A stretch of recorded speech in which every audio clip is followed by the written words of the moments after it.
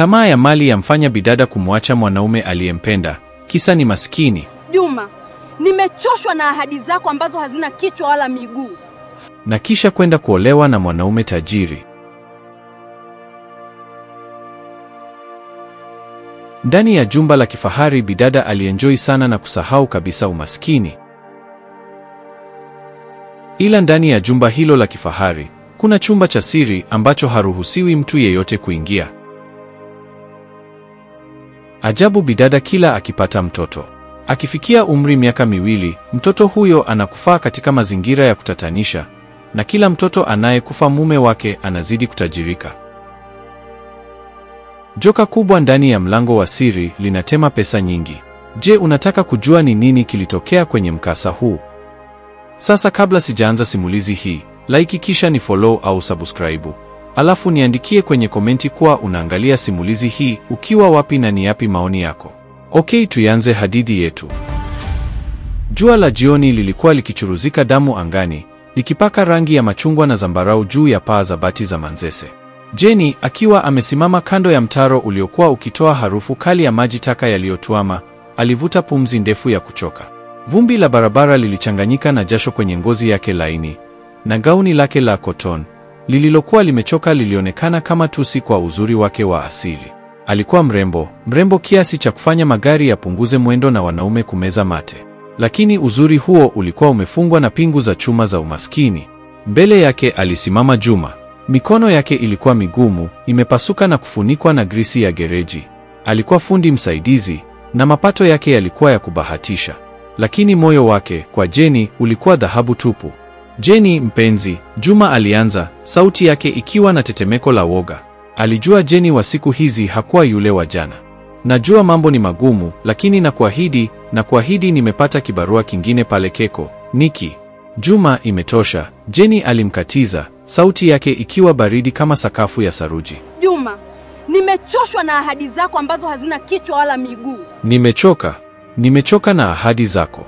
Nimechoka na harufu hii ya mtaro. Nimechoka kulala njaa huku nikijua kesho ni ahadi nyingine.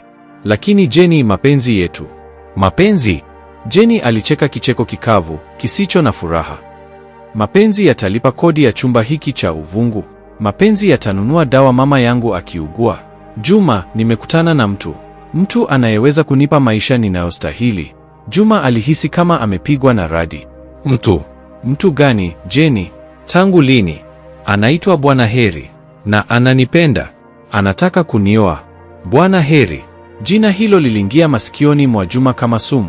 Bwana Heri alikuwa yule tajiri aliyekuwa akimfuatilia Jenny kwa gari lake la kifahari, Range Rover nyeusi yenye vioo vya giza, kila Jenny alipokuwa akitoka kuuza vitumbua vyake. Alikuwa mwanaume aliyepita umri wa Jenny kwa miongo 2, lakini alikuwa na harufu ya pesa. Harufu ya noti mpya, marashi ya bei ghali, na uwezo wa kununua dunia.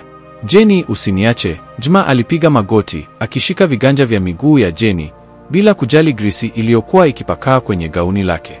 Usinifanyie hivi. Nitafanya kazi usiku na mchana. Umechelewa, Juma. Jenny aliondoa mguu wake kwa nguvu. Nimeamua. Kesho Bwana Heri anakuja kutoa mahari. Naenda kuolewa na tajiri. Nimechoka kuwa maskini. Machozi yalimtoka Juma. Tafadhali usiniache mpenzi wangu Jenny. Mimi bado ninakupenda. Hayakuwa machozi ya hasira, bali ya kuvunjika moyo. Alisimama taratibu, akipangusa mikono yake iliyochafuka kwenye suruali yake. Alimtazama Jenny, mwanamke aliyempenda kuliko maisha yake, na kusema kwa sauti iliyovunjika, basi, kama pesa ndiyo imekuwa muhimu kuliko moyo wangu, nenda. Lakini kumbuka, Jenny, si kila kinachong'aa ni dhahabu. Na mimi naenda kuzitafuta hizo pesa. Naenda kuzitafuta mpaka nizipate. Siku moja utajua thamani ya mapenzi ya kweli. Hayo yalikuwa maneno ya mwisho ya Juma. Siku hiyo alitoweka. Hakurudi gereji. Hakurudi chumbani kwake. Alipotea kama moshi.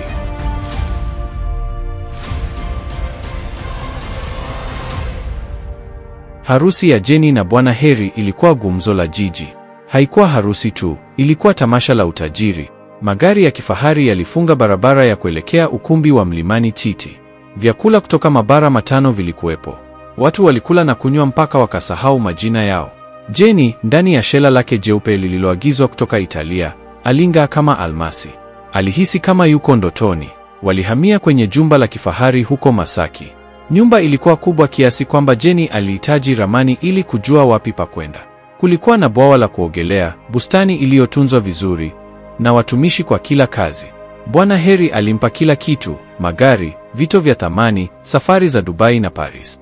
Jenny alisahau harufu ya mtaro wa Manzese. Alisahau hata jina la Juma. Lakini kulikuwa na kitu kimoja cha ajabu. Bwana Heri alikuwa na chumba kimoja ambacho hakiruhusiwi mtu yeyote kuingia. Chumba hicho kilikuwa mwisho wa ukumbi mrefu, na mlango wake ulikuwa mzito, wa chuma cheusi. Bwana Heri alikiita ofisi yake ya faragha. Alisema huko ndiko alikokuwa akifanyia maombi na mikutano yake muhimu ya kiroho. Jenny, akiwa amepofushwa na pesa, hakuoji. Alifurahia tu maisha yake mapya. Mwaka mmoja baadaye, Jenny alipata ujauzito. Bwana Heri alifurahi isivyo kawaida. Furaha yake ilikuwa ya kutisha. Alimwangalia Jenny kama mkulima anayeangalia shamba lake lililostawi. Mtoto wa kiume alizaliwa, mrembo, mwenye afya. Wakamwita Tumaini. Maisha yalikuwa kamilifu. Jenny alikuwa na kila kitu ambacho mwanamke anaweza kutamani: mume tajiri, mtoto mzuri, na utajiri usio na kifani. Tumaini alikuwa haraka, akijaa afya na bashasha. Siku ilifika, siku ya kuzaliwa ya Tumaini ya kutimiza miaka 2. Bwana Heri aliandaa sherehe kubwa kuliko harusi yao. Alisema ni kwa ajili ya kumshukuru Mungu. Watu matajiri na maarufu walijaa kwenye jumba lao. Muziki, vinywaji na vicheko vilisikika kila kona. Usiku wa manane, wakati sherehe ikiwa imepamba moto, Jenny alikwenda kumwangalia mwanawe aliyekuwa amelala. Alimkuta Tumaini akiwa anatokwa na jasho jingi. Mwili wake ulikuwa wa moto kama jiko. Jenny alipiga kelele. Walimkimbiza hospitali ya kifahari ya Aga Khan. Kabla hawajafika hata getini, Tumaini alikuwa amekata roho. Vipimo vilishindwa kuonyesha chanzo cha kifo. Madaktari walibaki wameduaa. Kifo cha ghafla kisicho na maelezo. Jenny alivunjika. Moyo wake ulipasuka vipande elfu. Alilia mpaka akakaukiwa na machozi. Jambo la kushangaza, Bwana Heri, ingawa alionekana mwenye huzuni, hakuwa amevunjika kama Jenny. Siku 3 tu baada ya mazishi, Jenny alimsikia akiongea na simu kwa furaha. Ndiyo, tender imepita. Tumeshinda mkataba wa miaka 10 wa kusambaza mafuta serikalini. Jenny alihisi baridi ikimpanda kwenye uti wa mgongo, lakini alijituliza, akijua labda mume wake alikuwa anajaribu kujisahulisha kwa kazi. Maisha yaliendelea. Ili kuziba pengo la Tumaini, Jenny alipata mimba nyingine. Binti, wakamwita Bahati. Alikuwa mrembo kama mama yake. Jenny alimiminia mapenzi yote yaliyokuwa yamebaki moyoni mwake. Alimficha, akimuogopa hata na upepo. Siku ya kuzaliwa ya Bahati ya miaka 2 ilipokaribia, Jenny alianza kuhisi hofu. Hofu isiyo na jina. Alimwambia Bwana Heri wasifanye sherehe. Wakakae tu ndani kimya kimya. Bwana Heri alikubali kwa shingo upande. Usiku wa kuamkia siku ya kuzaliwa, Jenny hakulala. Alimkumbatia Bahati kifuani pake. Alfajiri, Bahati alianza kulia kichefuchefu, kisha akapoteza fahamu. Jenny alikimbia naye hospitali, lakini ilikuwa imechelewa. Bahati naye alikuwa amefariki. Tena madaktari hawakujua sababu. Na tena, wiki moja baada ya mazishi, Bwana Heri alipata dili lingine kubwa. Alinunua jengo zima katikati ya jiji. Utajiri wake uliongezeka maradufu. Huu ukawa ndio utaratibu. Jenny alizaa mtoto wa 3. Amani alikufa akiwa na miaka 2. Bwana Heri alifungua kiwanda. Mtoto wa 4. Furaha alikufa akiwa na miaka 2. Bwana Heri alinunua meli za mizigo. Mtoto wa 5. Baraka alikufa akiwa na miaka 2. Bwana Heri aligundua mgodi wa madini. Mtoto wa 6. Neema. Kwa Neema, Jenny alikuwa amechanganyikiwa. Alijua hili halikuwa jambo la kawaida. Siku Neema alipokaribia kutimiza miaka 2, Jenny alimchukua mtoto na kukimbilia nyumba ya wageni ya kifahari, akimwacha Bwana Heri nyumbani. Alilala na Neema chumba kimoja, akimkumbatia. Usiku, Jenny alihisi chumba kinakuwa baridi. Baridi ya kutisha. Alihisi kama kuna uwepo wa mtu mwingine chumbani. Alipomwangalia Neema, mtoto alikuwa ameacha kupumua. Kimya kimya, bila hata kukohoa. Jenny alipiga kelele iliyosikika mpaka mtaa wa 7. Wakati huu, Jenny alikuwa amekufa ganzi. Hakuwa binadamu tena. Alikuwa ganda tu, lililovaa nguo za bei ghali na manukato ya Dior. Mazishi ya Neema yalikuwa ya kimya. Baada ya mazishi, Bwana Heri alishinda zabuni ya kujenga mji mpya wa kisasa. Alikuwa sasa ni mmoja wa watu 10 matajiri zaidi nchini. Jenny alikuwa amefungwa kwenye jumba la dhahabu, lakini ndani kulikuwa na kaburi. Alikuwa na kila kitu, lakini hakuwa na kitu. Hakuwa na furaha, hakuwa na amani, hakuwa na watoto. Alikuwa mnyonge aliyekonda kwa mawazo na huzuni, huku mumewe akinenepa kwa utajiri na furaha. Miaka 2 ikapita tangu kifo cha Neema. Jumba lilikuwa kimya, kimya cha kutisha, na Jenny hakushika tena ujauzito. You can't have children again. Alikwenda kwa madaktari bingwa duniani. Jibu lilikuwa moja: kizazi chako kimechoka, utaweza kuzaa tena. Ilikuwa ni kama mwili wake wenyewe umekataa kuendeleza mzunguko huu wa vifo. Na hapo ndipo Bwana Heri alipobadilika. Mwanaume yule aliyekuwa akionekana mpole, mkarimu na mwenye huzuni baada ya kila kifo, sasa aligeuka kuwa zimwi. Upole wote uliyeyuka. Wewe mwanamke huna faida yoyote, alianza kumpazia sauti. Nimekuwa ili unizalie. Unakaa tu hapa unakula na kulala kama gunia la mchele. Lakini Bwana Heri, Jenny alijitetea kwa sauti ya kinyonge, machozi yakimtiririka, tumepoteza watoto 6. 6? Huoni kama tuna laana? Bwana Heri alicheka kicheko cha kudharau. Wale walishapita. Nataka mwingine. Nataka mtoto. Na wewe unashindwa kunipa. Mwanamke gani wewe? Manyanyaso yalianza. Kwanza yalikuwa ya maneno, kisha yakawa ya vitendo. Alimnyima pesa za matumizi. Alimfungia kwenye chumba. Alimtukana matusi ya nguoni. Ajabu ya mambo, Bwana Heri alikuwa akidai mtoto kana kwamba hajawahi kupoteza hata mmoja. Hakuwa na kumbukumbu wala huzuni ya wale 6 waliopita. Alichotaka ni mtoto mpya, na Jenny hakuweza kumpa. Utanizalia au utoke kwenye hii nyumba, alimwambia kila siku. Umekuwa mzigo, huna thamani tena.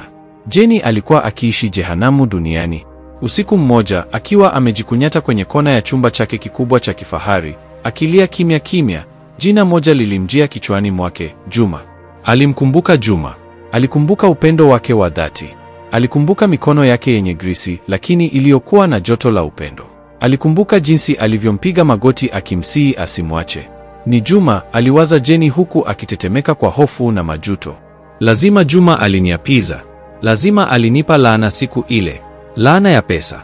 Nilitaka pesa, nimezipata. Lakini nimepoteza kila kitu. Ninaishi kwenye utajiri, lakini sina amani. Sina watoto. Sina upendo. Ni laana ya Juma. Uamuzi ulifanyika ghafla. Lazima amtafute Juma. Lazima akamuombe msamaha. Labda tu, kama angemsamehe, laana hii ingemtoka. Asubuhi na mapema, Bwana Heri akiwa ameshatoka kwenda kwenye mikutano yake, Jenny alichukua funguo za gari lake aina ya Land Cruiser 8, alichukua pesa kidogo alizokuwa ameficha na kuanza safari. Hakuaga mtu. Hakuacha ujumbe. Aliendesha gari kuelekea kijijini kwao, kijiji ambacho hakukikanyaga tangu siku aliolewa. Safari ilikuwa ndefu. Vumbi la kijijini lilichafua gari lake la mamilioni. Wanakijiji walimtazama kwa mshangao. Huyu malkia wa mjini aliyewasahau, anafanya nini hapa? Aliacha gari mbali kidogo na akaendelea kwa miguu kuelekea kwenye kibanda cha zamani cha udongo cha familia ya Juma. Alikuta bado kipo. Kilikuwa kimechakaa zaidi, lakini bado kilikuwa kimesimama. Mlangoni alimkuta mama mzee, aliyekuwa amekaa kwenye mkeka akipeta mchele. Alikuwa ni Mama Juma. Uzee ulikuwa umemkamata, na umaskini ulikuwa umemchora makunyanzi usoni. Shikamoo, mama, Jenny alisalimia kwa sauti iliyokwama kooni. Mama Juma aliinua macho yake hafifu. Alimwangalia Jenny kutoka juu mpaka chini. Aliona nguo za gharama, saa ya dhahabu, na gari la kifahari lililokuwa limeegeshwa kwa mbali. Lakini pia aliona macho yaliyovimba kwa kilio na roho iliyovunjika. Marahaba, alijibu kwa ubaridi. Unamtafuta nani, binti wa Kiharabu? Ni mimi, mama. Jenny. Mkono wa Mama Juma uliokuwa ukipeta mchele ulisimama hewani. Alimtazama Jenny kwa muda mrefu. Jenny wa Juma wangu. Jenny alishindwa kujizuia. Alianguka chini kwenye vumbi, akapiga magoti mbele ya yule mama mzee na kuanza kulia. Alilia kwa uchungu wa miaka yote. Alilia kwa ajili ya tumaini, bahati, amani, furaha, baraka na neema. Alilia kwa ajili ya Juma. Alilia kwa ajili ya roho yake iliyopotea. Mama, nimesamehe na kuomba. Juma yuko wapi? Alibweka kati ya vilio. Namtafuta Juma. Lazima nimuombe msamaha. Nina shida kubwa, mama. Uso wa Mama Juma ulibadilika kutoka mshangao hadi huzuni nzito. Alimuinua Jeni na kumkalisha kwenye kiti cha mbao kilichokuwa kimechoka. Juma, mama yule alianza kwa sauti ya chini, Juma hayupo. Siku ile uliyomkataa, siku ile uliyosema unaenda kuolewa na tajiri, ndiyo ilikuwa siku ya mwisho kumwona mwanangu. Moyo wa Jeni ulisimama kwa sekunde. Unamaanisha nini? Siku hiyo, Juma alirudi hapa kijijini. Alikuja akilia kama mtoto mdogo. Alilia sana. Alisema pesa ndiyo imeharibu mapenzi yenu. Alisema umemwacha kwa sababu yeye ni maskini. Akasema, mama, naenda kutafuta hizo pesa. Naenda kutafuta utajiri. Sitarudi hapa nikiwa maskini. Kuanzia siku hiyo, Juma alitoweka. Hatujawahi kumwona. Hatujawahi kusikia kutoka kwake. Kama yuko hai au amekufa sijui. Mwanangu, ulimvunja mwanangu, Jeni. Ulimpoteza. Jeni alihisi dunia ikimzunguka. Kumbe hata yule aliyetaka kumwomba msamaha hayupo. Kumbe laana aliyokuwa akihisi inamfuata haikuwa ya Juma. Ilikuwa ni kitu kingine, kitu kibaya zaidi. Kwa kukata tamaa, Jeni alimweleza Mama Juma kila kitu. Kila kitu. Kuhusu ndoa ya kifahari, kifo cha watoto 6, wote wakifia miaka miwili, utajiri wa Bwana Heri ulivyokuwa ukiongezeka baada ya kila msiba, na manyanyaso aliyokuwa akipata sasa baada ya kizazi chake kufungwa. Mama Juma, ambaye ni mwanamke aliyeyaona mengi, alimsikiliza kwa makini. Uso wake ulikuwa umetawaliwa na hofu. Alipomaliza, Mama Juma alishika mkono wa Jeni. Mwanangu, alisema kwa sauti ya uhakika, hili si jambo la kawaida. Hii si laana ya Juma. Huyu mume uliyemua si mtu wa kawaida. Hapa kijijini kuna mganga mmoja maarufu, Mzee Kidinga. Yeye ndiye ataweza kutuambia ukweli uko wapi. Inuka, twende. Walitembea kwa miguu mpaka pembezoni mwa kijiji, kwenye kichaka kizito. Nyumba ya Mzee Kidinga ilikuwa ya ajabu. Ilijengwa kwa fuvu na mifupa iliyosokotwa na udongo. Harufu ya mitishamba na uvumba mzito ilitawala hewa. Walimkuta mzee mfupi, aliyekonda, mwenye ndevu nyeupe zilizofika kifuani. Macho yake yalikuwa mekundu kama makaa ya moto. Alikuwa amekaa sakafuni, akizungukwa na vitu vya ajabu.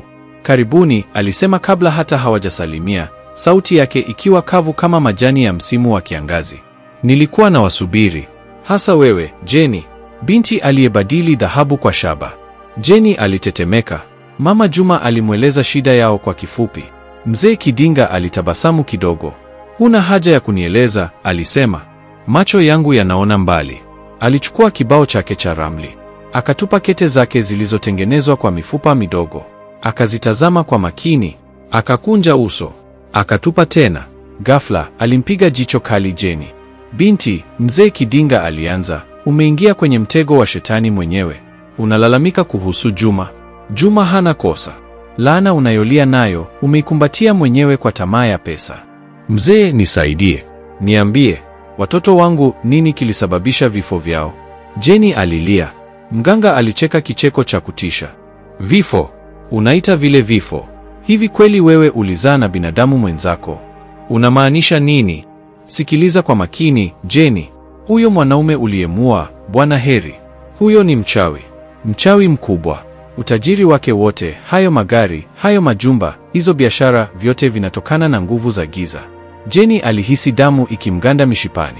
Mzee Kidinga aliendelea, mumeo ana mkataba. Mkataba na joka kubwa. Joka la kale ambalo linadai damu.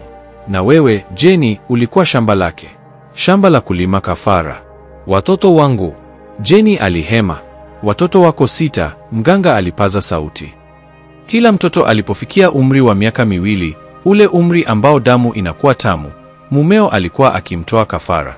Walikuwa ni chakula cha hilo joka kubwa, na kila joka lilipokula, lilimtapikia mumeo utajiri. Hapana, haiwezekani. Jeni alipiga kelele. Nilizika watoto wangu. Niliwaona. Nilifanya mazishi. Mganga alitikisa kichwa kwa dharau. Ulizika nini? Ulizika mgomba. Walikuzuga. Walikupa ganda la ndizi lililofunikwa sanda, wewe ukadhani ni mtoto. Watoto wako halisi wako tumboni mwa hilo joka. Joka ambalo linaishi kwenye kile chumba cha siri ambacho huwahi kuruhusiwa kuingia. Baridi ilimshika Jeni. Akakumbuka kile chumba chenye mlango mweusi wa chuma. Lakini si mimi wa kwanza. Mzee Kidinga aliendelea kufungua ramli. Huyu jamaa ameshawa na kuacha mara nyingi. Anatafuta mwanamke mwenye kizazi kizuri. Akishazaa watoto wa kutosha na kizazi kikikauka, anamfanya huyo mwanamke kuwa kafara ya mwisho ili apate nguvu ya kutafuta mke mwingine. Ameshaoa wake wengi kabla yako. Jenny alikuwa hawezi kupumua. Na wewe, Jenny? Mzee Klimga alimwangalia moja kwa moja machoni. Habari mbaya ni kwamba kizazi chako kimeisha. Huwezi kupata mtoto tena. Thamani yako kwa huyo mchawi imeisha. Ndiyo maana anakuanyanyasa. Anataka mtoto mwingine wa kumtoa kafara, na wewe huwezi kumpa. Unajua anachopanga sasa? Jenny alitikisa kichwa huku akitokwa na machozi ya hofu. Zamu yako ya kufa ilikuwa imefika. Ulikuwa zamu yako kuwa chakula cha hilo joka, ili mumeo apate nguvu mpya na kuwa mke mwingine. Kukimbia kwako kuja hapa leo ndiko kimekuokoa. La sivyo, usiku wa leo usingeamka. Pale pale, Jenny kwa hofu kuu, akili yake ilirudisha tukio la ajabu. Ilikuwa ni siku moja baada ya kifo cha Neema, alipokuwa akifanya usafi kwenye korido ndefu ya jumba lile. Alikuwa peke yake. Ghafla, alishangaa kuona mwanamke amemtokea kimiujiza mbele yake. Mwanamke huyo alikuwa mrembo, lakini alikuwa na huzuni kubwa, na alikuwa amevaa nguo zilizochanika. Alikuwa amemshikilia mtoto mchanga mkononi. Mwanamke yule alimwangalia Jenny kwa macho yaliyojaa huruma, huku akilia. Alinong'ona kwa sauti iliyokuwa kama upepo. Nakuonea huruma dada. Kimbia na uondoke mbali. Hii nyumba ina laana. Hii nyumba inakula watoto. Kimbia kabla haijakula na wewe. Kabla Jenny hajauliza swali, mwanamke yule na mtoto wake walitoweka kama moshi. Wakati huo, Jenny alidhani alikuwa anachanganyikiwa kutokana na huzuni. Sasa, akiwa amekaa mbele ya mzee Kidinga, alijua ile haikuwa ndoto. Ilikuwa ni roho. Labda roho ya mmoja wa wake za Bwana Heri waliotangulia. Ilikuwa ni onyo. Mzee Kidinga alimwangalia Jenny aliyekuwa akitetemeka kama jani kavu. Sasa unajua ukweli. Swali ni je, utafanya nini? Utaendelea kulilia mapenzi ya Juma yaliyopotea, au utapambana kuokoa maisha yako yaliyobakia? Jenny alimeza mate. Tamaa ya utajiri ilikuwa imempeleka kwenye tanuru la moto. Alikuwa ameolewa na Shetani, akazaa watoto 6 kwa ajili ya kafara ya nyoka, na sasa yeye ndiye aliyekuwa akifungia mlo. Alikuwa amepoteza kila kitu. Alichobaki nacho ni pumzi yake, na ilikuwa inadaiwa. Hofu ilimkaba Jenny kooni, ikimzuia kupumua. Kila neno la mzee Kidinga lilisikika kama msumari ukigongwa kwenye jeneza la maisha yake. Macho mekundu yanaona yote. Kete zinasema kuna kivuli kikubwa juu yenu. Lazima tutoe sadaka. Watoto wake, Tumaini, Bahati, Neema, wote hawakufa. waliliwa. Walikuwa chakula cha joka. Na mume wake, Bwana Heri, yule mwanaume aliyempa kila kitu, alikuwa ndiye mchinjaji. Aliweza kunong'ona tu, huku mwili mzima ukitetemeka. Na wewe ndiye ungefuata, mzee Kidinga alikazia, macho yake makali yakimchoma. Kukimbia kwako kuja hapa ndiyo kimekuokoa. Lakini huwezi kukimbia milele. Hilo joka linadai damu. Na Bwana Heri sasa amekosa kafara aliyoipanga. Atakutafuta mpaka mwisho wa dunia. Unapa kwenda. Nifanye nini?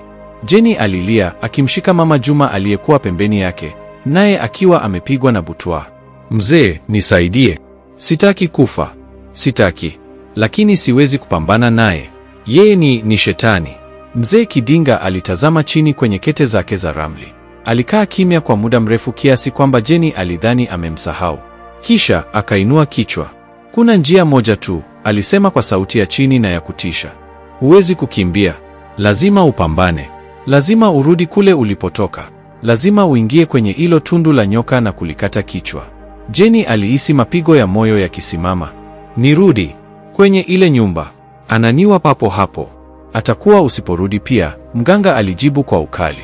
Sikiliza, huyo mwanaume si mwanaume tena. Yeye na hilo joka wamekuwa kitu kimoja. Roho yake imeunganika na ya hilo pepo. Kumuumiza joka ni kumuumiza yeye, na kuliwa joka ni kumaliza yeye. Lakini liko kwenye kile chumba. Kimefungwa. Siwezi kuingia. Unaweza, mzee Kidinga alimkatisha. Aliingiza mkono wake kwenye kibuyu kikubwa kilichokuwa pembeni yake na kutoa vitu vitatu. Alimpa Jenny hirizi ndogo iliyofungwa kwa uzi mweusi. Hii ni hirizi ya mvua na mwezi. Itakukinga na giza la chumba kile. Itakukinga na nguvu za giza za chumba kile. Itaficha harufu yako ya kibinadamu kwa muda mfupi. Vaa shingoni, usiivue kwa lolote litakalotokea. Kisha akampatia mfuko mdogo wa ngozi. Huu ni mfuko wa vumbi la giza. Utautupa mbele ya joka na litapofuka kwa muda. Vumbi hili limetengenezwa kwa majivu ya popo na mizizi ya mjafari. Litatupa, joka litapofuka kwa muda. Na mwisho, akatoa kisu kidogo lakini kizito. Hakikuwa cha chuma. Kilikuwa na rangi ya shaba iliyokolea na kimechongwa maandishi ya ajabu. Hiki ni kisu cha shaba, sio kisu cha kawaida. Ndiyo silaha utakayoitumia kumwangamiza joka. Hiki ni kisu cha shaba.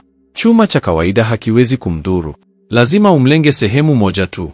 Chini ya kidevu chake kuna sehemu laini katikati ya magamba yake.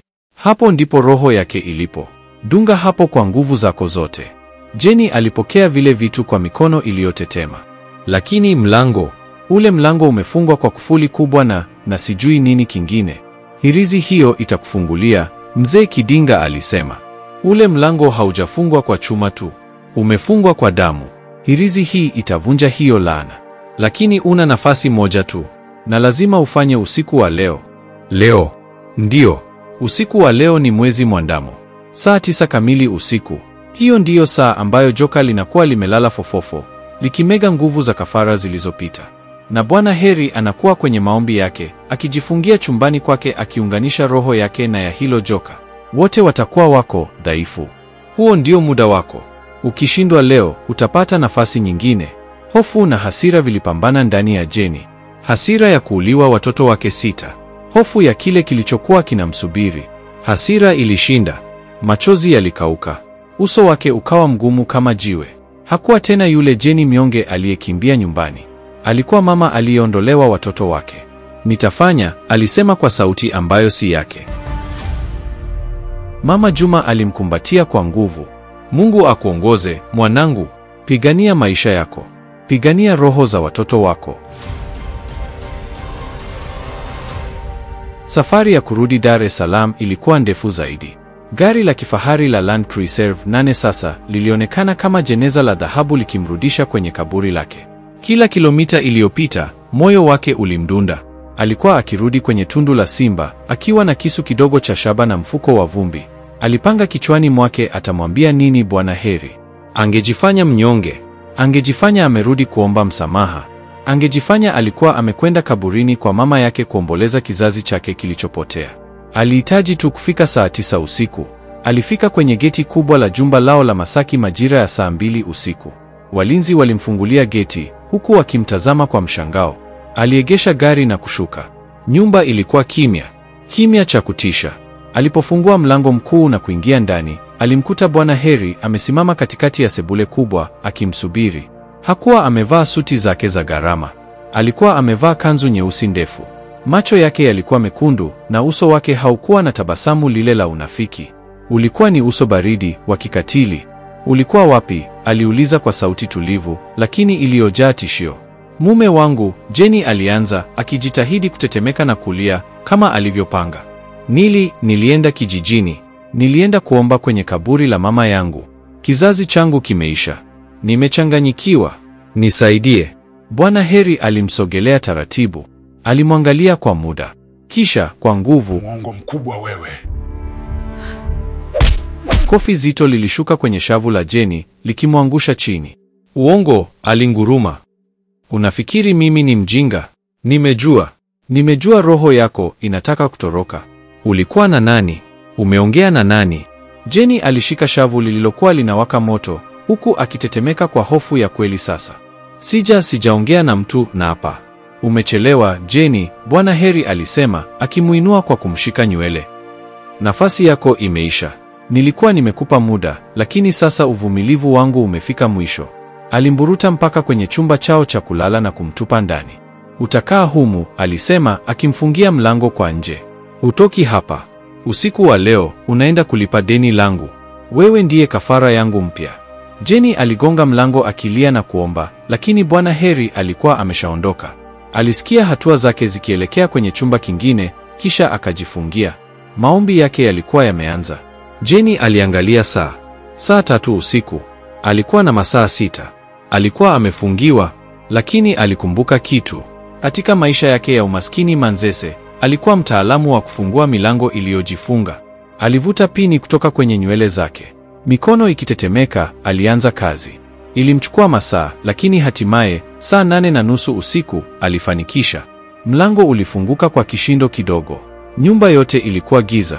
Sauti pekee iliyosikika ni ya Bwana Heri, akiongea lugha ya ajabu, ya kutisha, kutoka chumba chake cha maombi. Jenny alitembea kwa kunyata, huku ameshika kisu cha shaba mkononi na mfuko wa vumbi kwenye kiuno. Hirizi shingoni mwake ilikuwa ya baridi kama barafu. Alifika mbele ya ule mlango mweusi wa chuma. Ofisi ya faragha. Ulikuwa umefungwa kwa kufuli kubwa, zito. Lakini kama mzee Kidinga alivyosema, kulikuwa na kitu kingine. Alama ya damu iliyokauka iliyochorwa kama nyoka. Alipousogelea tu, hirizi shingoni mwake ilianza kuwaka joto. Joto kali. Ilitoa moshi kidogo ulipogusana na alama ile ya damu. Sauti kama ya chuma kinachoyeyuka ilisikika, na lile kufuli kubwa likaanguka chini. Mlango mzito ukajifungua wenyewe taratibu, ukitoa sauti ya kutisha. Harufu iliyomtoka ndani ilimfanya Jenny atake kutapika. Harufu ya damu iliyooza, kiberiti, na kitu kingine cha kale na kichafu. Alishika pumzi na kuingia ndani. Haikuwa ofisi. Haikuwa chumba. Ilikuwa ni pango. Lilishuka chini ya ardhi. Kuta zake zilikuwa hai, zikidunda taratibu kama mapigo ya moyo. Na katikati ya pango hilo kubwa, kulikuwa na dimbwi la giza. Na ndani ya dimbwi hilo, lililojikunja juu ya rundo la dhahabu, almasi, na mifupa ya binadamu, lilikuwepo joka. Lilikuwa kubwa kuliko basi. Magamba yake yalikuwa meusi kama usiku, yakimetameta kwa unyevu wa damu. Lilikuwa limelala, pumzi zake nzito zikitoa mvuke wa kijani. Macho yake yalikuwa yamefumba, lakini Jenny aliweza kuona jicho la tatu, katikati ya paji la uso wake, likiwaka kwa mbali kama kaa la moto. Na hapo ndipo alipowaona. Wakimzunguka yule mnyama, zikielea hewani, zilikuwa roho ndogo, zinazonga kwa mwanga hafifu. Alimwona tumaini. Alimwona bahati, amani, furaha, baraka na neema. Watoto wake 6 walikuwa wakilia bila kutoa sauti, mikono yao midogo ikinyoosha kwake. Na pembeni yao kulikuwa na roho nyingine za wanawake na watoto, wote wakiwa wamefungwa na minyororo ya giza iliyotoka kwa lile joka. Roho ya yule mwanamke aliyempa onyo nayo ilikuwepo. Hasira takatifu, hasira ya mama, ilimjaa Jenny. Hofu yote ilitoweka. Waachie wanangu. Jenny alipiga kelele, sauti yake ikijirudia kwenye kuta za pango. Lile joka lilifumbua macho yake, macho mekundu yaliyojaa chuki ya kale. Jicho la tatu lilifunguka, likitoa mwanga mkali. Lilifungua mdomo wake, tayari kumshambulia. Sasa, Jenny alijisemea. Alichukua ule mfuko wa vumbi la giza na kuurusha kwa nguvu zake zote usoni mwa lile joka. Vumbi lililipuka, na lile joka lilitoa mgurumo uliotikisa misingi ya nyumba. Lilipofuka, lilianza kujipiga-piga, likiharibu kuta za pango, likitafuta adui yake. Wakati huo huo, kwenye chumba chake cha maombi, Bwana Heri naye alipiga kelele ya maumivu makali. Arg! Macho yangu!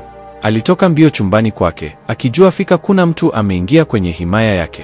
Alikimbia kuelekea kwenye pango, huku akishika kisu kikubwa cheusi cha kafara. Alimkuta Jenny, akiwa tayari amepanda juu ya rundo la dhahabu, akijaribu kulifikia lile joka lililokuwa linanguruma kwa maumivu. Msaliti! Kicheche! Unakufa leo! Bwana Heri alinguruma, akimrukia Jenny. Jenny alikwepa. Bwana Heri alipomkosa, alimgeukia mnyama wake. Mwalimu, mshike! Yuko hapo! Lakini joka lilikuwa limepofuka na limechanganyikiwa. Likisikia sauti ya Bwana Heri, lilidhani ndiye adui. Kwa kasi ya umeme, liligeuka na kumshambulia bwana wake. Meno makubwa kama mapanga yalizama kwenye kifua cha Bwana Heri. Macho ya Bwana Heri yalimtoka. Alimtazama yule joka, Mungu wake, kwa kutoamini. Mwalimu, kwa nini? Aligugumia, damu ikimwagika kinywani. Lile joka lilipongamua kosa lake, lilimwachia Bwana Heri, ambaye alianguka chini kama gunia. Lakini lilikuwa limechelewa. Maumivu ya vumbi la giza yalikuwa yamezidi. Hiyo ndiyo ilikuwa nafasi ya Jenny. Huku akipiga kelele za watoto wake wote, aliruka juu ya kichwa cha lile joka. Kwa nguvu zake zote, akitumia uzito wake wote, alichomeka kile kisu cha shaba moja kwa moja chini ya kidevu, kwenye ile sehemu laini. Kelele iliyosikika haikuwa ya kidunia. Joka lilianza kutetemeka kwa nguvu. Kisha, polepole, lilianza kugeuka kuwa vumbi. Kuanzia mkiani likisambaratika, dhahabu na almasi zote zilianza kugeuka kuwa majivu na mchanga. Na Bwana Heri aliyekuwa akitapatapa sakafuni, naye akaanza kusambaratika. Mwili wake uligeuka kuwa vumbi jeusi mbele ya macho ya Jeni. Yeye na joka walikuwa kitu kimoja, na sasa wote walikuwa wanakufa pamoja. Roho zilizokuwa zimefungwa zikaachiliwa. Zile za wanawake wengine zilitoweka kuelekea juu kwenye mwanga, lakini roho 6 zilisimama mbele ya Jeni: tumaini, bahati, amani, furaha, baraka na neema. Hawakuwa wakilia tena, walikuwa wakitabasamu. Mmoja baada ya mwingine walimsogelea, wakimgusa mama yao kwa mikono yao ya kimwanga, kisha wakayeyuka, wakipaa kwenda kwenye amani.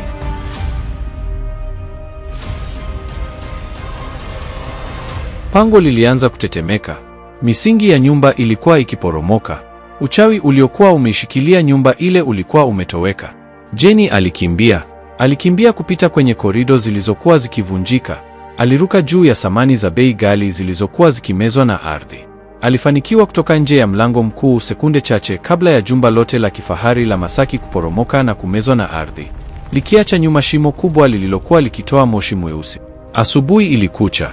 Jeni alikuwa amesimama kando ya barabara ya lami, akiwa amevaa nguo zake zilizokuwa zimechanika, zimejaa vumbi na damu. Alikuwa ameshika hirizi yake mkononi. Magari yalianza kupita, watu wakishangaa kuona shimo kubwa pale palipokuwa na jumba la kifahari. Jeni hakuwa na kitu. Hakuwa na mume, hakuwa na watoto, hakuwa na pesa. Magari yake yote yalikuwa yamezama na lile jumba, lakini alikuwa hai na alikuwa huru. Alianza kutembea. Hakujua anakwenda wapi. Alitembea tu, akiondoka kwenye maisha ya laana aliyokuwa ameyachagua. Miezi mingi ikapita. Tunamkuta Jeni mkoani Morogoro, mbali na jiji, mbali na utajiri. Alikuwa amepata kazi kwenye mgahawa mdogo wa mama ntilie. Alikuwa akiishi kwenye chumba kidogo cha kupanga. Uzuri wake ulikuwa umefifia kidogo kwa shida, lakini machoni pake kulikuwa na amani. Alikuwa Jeni yule wa zamani kabla ya Bwana Heri. Siku moja akiwa anahudumia wateja, gari dogo aina ya pick-up nyeupe lilisimama. Gari lilikuwa safi, halikuwa jipya sana, lakini lilitunzwa vizuri. Mwanaume alishuka. Alikuwa amevaa nadhifu, shati safi na suruali ya kaki. Hakuwa na harufu ya grisi. Alikuwa na harufu ya sabuni na bidii. Aliingia kwenye mgahawa na kukaa. "Mama, naomba ugali na maharage." Jeni alipoinua uso wake ili kuchukua oda, macho yao yaligongana. Mwanaume yule alishtuka. Akamtazama kwa muda mrefu. "Jeni?" aliuliza kwa sauti ya kusita. Jeni alihisi damu ikisimama. Mikono yake ilikuwa imejaa unga wa ugali. Alimwangalia yule mwanaume. Hakuwa yule Juma fundi wa Manzese. Huyu alikuwa amekomaa. Alikuwa amepitia magumu, lakini alikuwa amefanikiwa kwa njia halali. Alikuwa na gereji yake sasa, na magari matatu ya mizigo. Alikuwa ameenda kutafuta pesa, lakini hakumuuza shetani roho yake. "Juma!" Jeni alitikia, machozi yakianza kumjaa machoni. Juma alisimama. Akamtazama mwanamke aliyemvunja moyo, na sasa alikuwa amevunjika mbele yake. Hakukuwa na hasira tena machoni pake. Kulikuwa na msangao na labda huruma. Hawakusema neno lingine kwa muda. Jeni alijua alihitaji kuomba msamaha, lakini hakujua aanze wapi.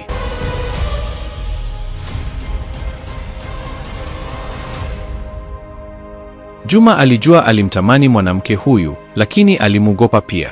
Lakini pale kwenye mgahawa mdogo wa vumbi huko Morogoro, mbali na mitego ya joka na laana za utajiri, labda ilikuwa mwanzo mpya. Labda msamaha ungeweza kupatikana. Labda mapenzi ya kweli yaliyojengwa kwenye majivu ya maisha yaliyopita yangechipua tena. Kelele za magari barabarani na sauti ya mama ntilie mwingine aliyekuwa akifoka ziliyeyuka. Kwa Jeni, dunia ilisimama. Mbele yake alikuwa Juma. Sio yule Juma wa Manzese aliyekuwa akimkumbuka. Huyu alikuwa mwanaume aliyekomaa, aliyetulia, na ambaye macho yake yalikuwa yameona ulimwengu. Grisi ilikuwa imebadilishwa na mikono safi, iliyo na kucha zilizokatwa vizuri. Harufu ya jasho la gereji ilikuwa imebadilishwa na harufu ya sabuni ya mwarobaini. Lakini macho yalikuwa yale yale. Bado yalikuwa na ule upole, ule uaminifu aliokuwa ameutupa miaka mingi iliyopita. Kisha akamgeukia Jeni, aliyekuwa amesimama pale akitetemeka, machozi yakimtoka bila yeye kujijua. "Jeni," Juma alisema kwa sauti ya upole lakini yenye mamlaka. "Tuende." Alimshika mkono wake ulioanza kuwa baridi. Hakuuliza, hakusubiri. Alimtoa nje ya ule mgahawa wenye joto na vumbi na kumpeleka kwenye kivuli cha mti mkubwa wa mwembe uliokuwa kando ya barabara, karibu na pale pickup yake ilipokuwa imeegeshwa. Walikaa kimya kwa muda mrefu. Jenny alikuwa akilia kimya kimya, akificha uso wake kwa mikono yake iliyochakaa kwa kazi. Nilijua upo, Juma alianza, sauti yake ikiwa chini. Lakini sikujua nini.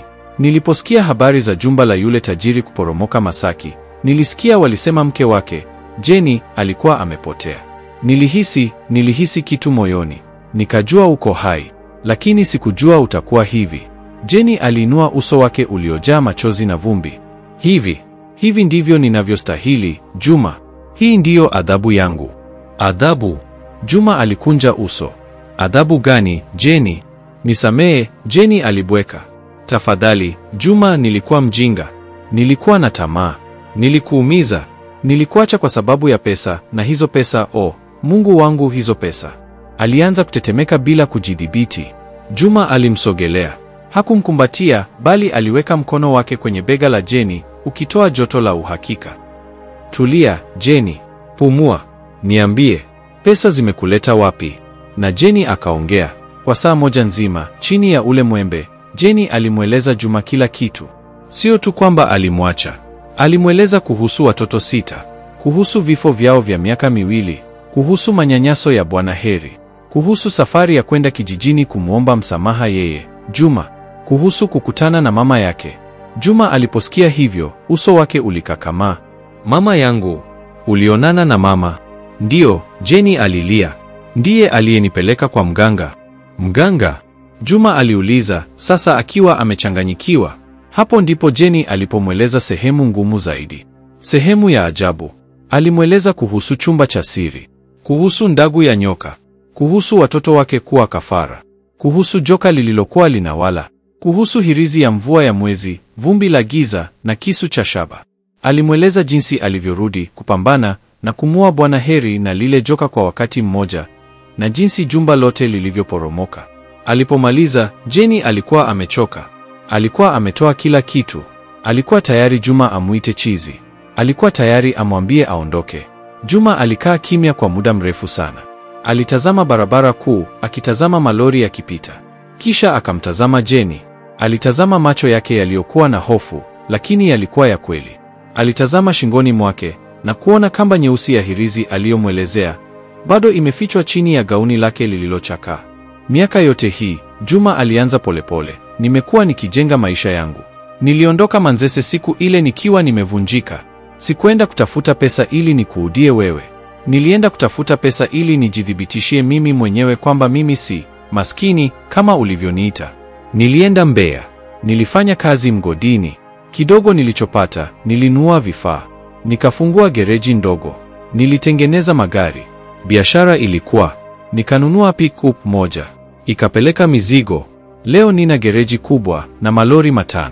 Sio utajiri wa Bwana Heri. Sijengi miji, lakini ni jasho langu. Ni halali yangu. Alitulia, kisha akamgeukia Jenny moja kwa moja. Sijawahi kuwa. Moyo wangu ulikataa. Niliogopa kuamini tena. Na sasa, unaniambia hadithi hii. Hadithi ya ajabu kuliko sinema. Alinyoosha mkono na kuugusa ule mkono wa Jenny uliokuwa na makovu ya kazi ya mgahawani. Mwanamke niliyemjua alikuwa na tamaa, lakini hakuwa muuaji. Mwanamke niliyemjua alikuwa mchagua pesa, lakini hakuwa mwenda wazimu. Jenny alianza kulia tena, akidhani Juma hamwamini. Lakini Juma aliendelea, akimshika mkono imara. Macho haya ninayoyaona mbele yangu yameona kifo. Yameona jehanamu. Sijui kama naelewa kuhusu majoka na ndagu. Huo ni ulimwengu siujui. Lakini nakuamini wewe, Jenny. Naamini maumivu yako. Na naamini umevunjika vya kutosha. Juma alisimama. Huwezi kuendelea kukaa hapa. Huwezi kuendelea kuwa mtumwa wa sahani za maharage. Umepoteza watoto 6. Umepigania maisha yako. Sasa ni wakati wa kupona. Jenny alimtazama kwa macho yaliyojaa maswali. Kupona? Niende wapi, Juma? Mimi sina kitu. Sina mtu. Unanitazama mimi, Juma alisema kwa upole. Pale Mbeya, nimejenga nyumba ndogo ya wageni karibu na gereji yangu. Nilidhani labda mama angekuja kukaa nami, lakini hataki kuacha kijiji. Nimekupa kazi. Kazi? Ndiyo. Nahitaji mtu wa kuweka hesabu zangu, mtu wa kusimamia ile nyumba ya wageni, mtu ninayeweza kumwamini. Alitabasamu kidogo. Najua ni kejeli kusema naweza kukuamini, lakini baada ya hadithi hii, nahisi wewe ndiye mtu pekee duniani unayejua thamani ya maisha ya kweli na hatari ya njia za mkato. Alimshika mkono na kumsaidia kusimama. Haitakuwa rahisi, Jenny. Hatuwezi kurudisha jana. Mimi si yule Juma wa Manzese, na wewe si ile Jenny ya vitumbua. Sikuahidi mapenzi, sikuahidi ndoa, na kuahidi usalama, na kuahidi mwanzo mpya, na kuahidi nafasi ya kuwa Jenny tena, nje ya kivuli cha Bwana Heri, nje ya kivuli cha makosa yako. Kwa mara ya kwanza baada ya miaka mingi, Jenny alihisi kitu kingine mbali na hofu au huzuni. Alihisi tumaini. Lilikuwa dogo na la mbali, lakini lilikuwepo. Alifuta machozi yake. Kwa sauti iliyotulia kwa mara ya kwanza, alisema, "Asante, Juma. Nitakwenda." Juma alifungua mlango wa pickup yake nyeupe. Jenny alipanda. Walipoondoka, Jenny hakutazama nyuma kwenye ule mgahawa. Alitazama mbele kwenye barabara iliyokuwa ikifunguka. Safari ya kurudi Mbeya ilikuwa ndefu, lakini haikuwa safari ya kukimbia. Ilikuwa ni safari ya kurejea nyumbani. Safari ya kutoka Morogoro hadi Mbeya ilikuwa ndefu na ya kimya kingi. Kila waliposimama kula njiani, Juma alimlipia chakula. Alizungumza kwa upole, akiuliza maswali rahisi tu, "Unataka soda au je, tuendelee na safari?" Hakugusia tena hadithi ya Bwana Heri. Hakugusia tena juu ya majoka wala damu. Alifanya kama vile alikuwa amemsaidia tu mfanyakazi aliyepotea njiani. Kimya hiki kwa Jenny kilikuwa kizito kuliko kelele za jehanamu aliyotoka. Alikuwa amemweleza mwanaume huyo ukweli wake wa kutisha, na sasa Juma alikuwa amejenga ukuta wa heshima kati yao. Haikuwa tena Jenny na Juma wa Manzese. Ilikuwa ni bosi na mfanyakazi wake mtarajiwa. Na labda, Jenny aliwaza, ndivyo ilivyokuwa bora. Mapenzi ndiyo yaliyomponza mwanzo. Sasa alihitaji kazi tu, na mahali pa kulala pasipo na harufu ya damu.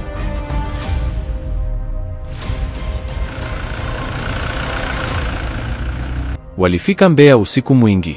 Mji ulikuwa umetulia na hewa ilikuwa ya baridi kali. Juma aliendesha pick-up yake kupitia mitaa ya Mbalizi na hatimaye akaingia kwenye geti kubwa la chuma.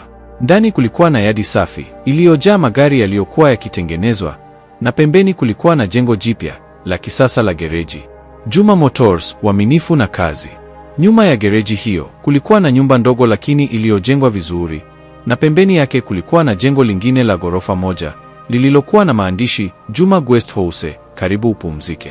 Tumefika, Juma alisema akizima injini. Yaani Juma, sijui hata niseme nini. Kwani wewe ni mwanaume wa kipekee sana. Hapa ndipo, Jenny aliuliza kwa sauti ya chini, akitazama ufalme mdogo wa Juma. Hakuna dhahabu, hakuna marumaru, chuma tu, saruji na harufu ya bidii. Hapa ndipo, Juma alidhibitisha. Aliingia ndani ya nyumba yake kwanza na kurudi na funguo. Hakumkaribisha kwake. Alimpeleka moja kwa moja kwenye nyumba ya wageni. Gereji ndiyo biashara yangu kuu, alieleza, huku akifungua mlango wa chumba namba 3. Lakini madereva wa malori huhitaji sehemu ya kupumzika. Kwa hiyo nimejenga hivi vyumba 5. Huwezi amini jinsi biashara hii inavyosaidia. Kazi yako itakuwa hapa. Chumba kilikuwa safi. Kitanda kimoja, kabati ndogo na bafu la ndani. Kilikuwa rahisi, lakini kilikuwa na kila kitu. Utalala hapa kwa sasa. Hiki ni chumba cha wageni, lakini kwa sasa wewe ni mgeni na mfanyakazi. Panga vitu vyako, ingawa alitulia akitambua kwamba Jenny hakuwa na vitu vya kupanga. Alikuwa amekuja na nguo alizovaa. Nitampigia simu dada mmoja asubuhi akuletee nguo chache za kubadilisha. Kuna sabuni na taulo bafuni.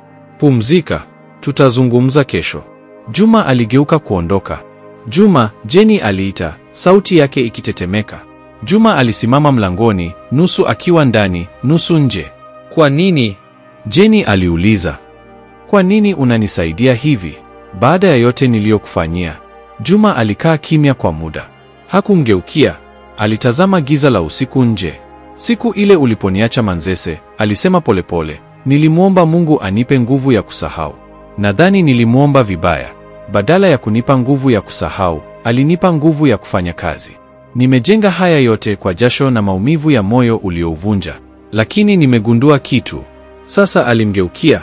Macho yake yalikuwa mazito kwa hisia ambazo Jenny hakuweza kuzisoma. Nimegundua kwamba huwezi kujenga maisha mapya juu ya msingi wa chuki ya zamani. Sikusaidii wewe, Jenny, yule Jenny aliyeniumiza. Namsaidia huyu mwanamke aliyesimama mbele yangu, ambaye amepitia moto na bado anapumua. Namsaidia kwa sababu mama yangu aliniambia siku zote, msaidie alianguka, hujui kesho yako. Na labda kwa kukusaidia wewe, najiponya na mimi. Alifunga mlango taratibu, akimwacha Jenny peke yake na maneno hayo. Usiku huo, Jenny hakulala. Alikaa kwenye kile kitanda, akisikiliza ukimya. Ukimya ulikuwa wa ajabu. Haukutisha, haukujawa na minongono ya roho wala milio ya joka. Ulikuwa ni ukimya tu. Lakini usingizi ulipomchukua alfajiri, ndoto zilimrudia. Hakuwa mbea. Alikuwa kwenye lile pango tena. Lakini wakati huu, Bwana Heri na joka walikuwa wamesimama mbele yake, wakicheka. Unafikiri umeondoka? Bwana Heri alinguruma. Bado wewe ni wetu. Bado unadaiwa. Lile joka lilifungua mdomo wake, na ndani, badala ya meno, alimwona Juma, akiwa amefungwa minyororo, akiita jina lake. Juma! Jenny alipiga kelele, akiamka ghafla. Alikuwa anatokwa jasho baridi, huku akitapatapa kwenye shuka. Mlango uligongwa kwa nguvu. Jenny, uko salama? Fungua. Ilikuwa ni sauti ya Juma. Jenny aliruka kutoka kitandani, bado akiwa amechanganyikiwa, na kufungua mlango. Juma alisimama pale, akiwa amevaa overalls zake za gereji, tayari kwa kazi. Alimtazama Jenny alivyokuwa akitetemeka na alivyojaa hofu. Ulikuwa unapiga kelele, Juma alisema kwa upole. Ni ndoto tu, Jenny alisema, akijaribu kujitawala. Ndoto mbaya. Samahani kama nimekuzindua. Juma alimtazama kwa muda, kisha akatingisha kichwa. Nilijua hazitaondoka haraka. Alinyoosha mkono na kumgusa begani, ule mguso ule wa uhakika.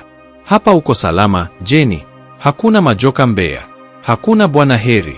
Kuna kazi tu. Aliondoa mkono wake. Saa moja, njoo kwenye ofisi yangu pale gereji. Nitaanza kukufundisha jinsi ya kutunza daftari la stock na invoices. Kazi ndiyo dawa pekee ya ndoto mbaya. Jenny alimtazama Juma akiondoka kuelekea kwenye mwanga wa asubuhi. Alikuwa bado anaogopa, lakini kwa mara ya kwanza, alihisi alikuwa na silaha ya kupigana na ndoto zake. Hakuwa na kisu cha shaba, lakini alikuwa na ahadi ya kazi. Alikuwa na mwanzo mpya. Njia ilikuwa bado ndefu. Majeraha ya watoto 6 hayafutiki kwa siku moja. Lakini alipokuwa akiingia bafuni na kuanza kunawa uso wake kwa maji baridi ya Mbeya, Jenny aliamua. Hatakuwa tena muhanga. Hatakuwa tena kivuli. Angekuwa mfanyakazi. Na angejifunza kuishi tena. Na safari hii ya uponyaji, kama mnavyoona, ndiyo kwanza inaanza. Ina mengi ya kujifunza kuhusu nguvu ya msamaha na kuanza upya. Saa 11:30 alfajiri, Jenny alikuwa tayari ameamka. Alikuwa amejikunja chini ya shuka, akisikiliza sauti ya kohokoo ya mmoja wa mafundi wa Juma aliyekuwa akifungua geti kubwa la gereji. Ile kelele ya chuma kikisugua chuma ilikuwa sasa ndiyo sauti ya usalama kwake. Ile ndoto ya Bwana Heri na Juma ilikuwa bado inamkaba kooni. Aligusa shingo yake, akihisi ile hirizi nyeusi aliyopewa na mzee Kidinga. Bado ilikuwa pale. Aliamua kuivua na kuiweka chini ya mto. Hapa hakuwa akihitaji. Hapa alikuwa na Juma. Alijisahihisha haraka, hapa alikuwa na kazi. Saa 12 kasoro, dada mmoja mnene na mchangamfu, aliyekuwa mpishi wa gereji, alimgongea mlango. Shikamoo dada. Bosi kasema nikuletee hivi. Alisema, akimkabidhi mfuko wa plastiki. Ndani kulikuwa na dera 2 za kawaida, sketi ndefu ya kitambaa, na blauzi 2 rahisi, na pakiti mpya ya sabuni ya mche. Jenny alihisi machozi yakimlenga. Bwana Heri alimpa almasi. Juma alimpa sabuni. Lakini sabuni hii ilikuwa na thamani kuliko almasi zote alizowahi kuvaa. Ilikuwa ni ishara ya kuanza upya. Alichagua dera moja, akavaa, na kwa mara ya kwanza baada ya miaka mingi, alijitazama kioni na kumwona Jenny, sio mke wa Bwana Heri. Saa 1 kamili, aligonga kwenye mlango wa ofisi ya Juma. Ofisi ilikuwa ndogo, safi, na yenye harufu ya oil na majalada mapya. Hakukuwa na mazulia ya bei ghali, ila sakafu ya saruji iliyopigwa deki. Juma alikuwa amekaa nyuma ya meza ya chuma, na pembeni yake alikuwa amesimama mwanamke mwingine. Mwanamke huyo alikuwa mrefu, mwembamba, na alikuwa na macho makali yaliyomchunguza Jenny kutoka juu hadi chini. Karibu, Jenny, Juma alisema kwa sauti ya kikazi. Huyu ni Pili. Pili ndiye msimamizi wangu mkuu hapa.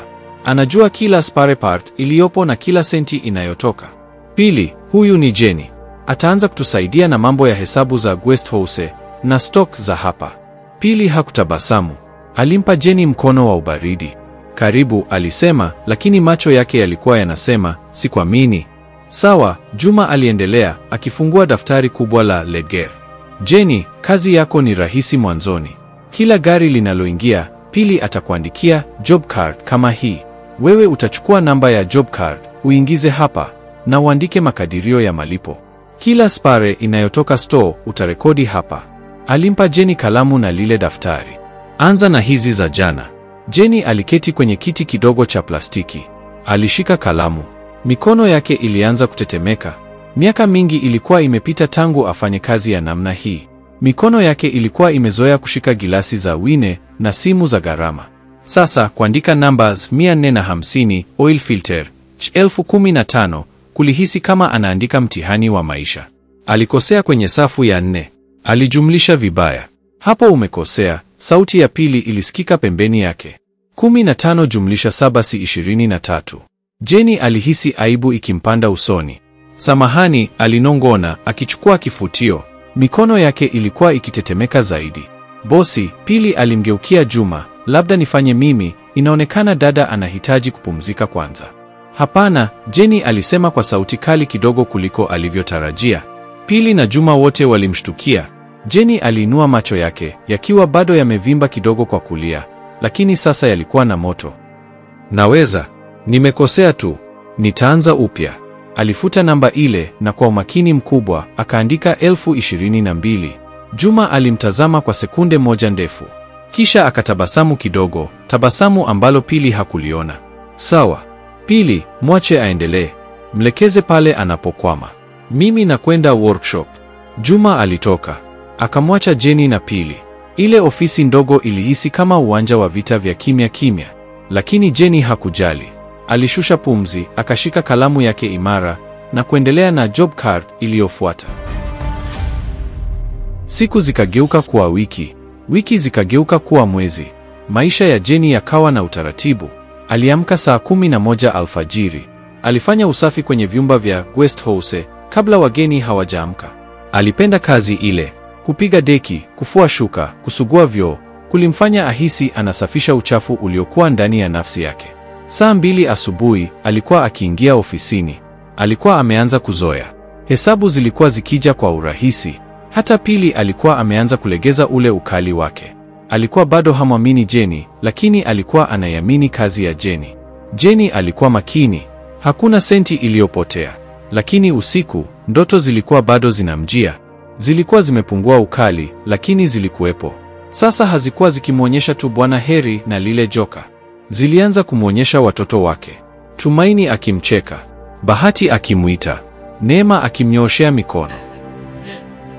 Wanangu jamani, nimewamisi.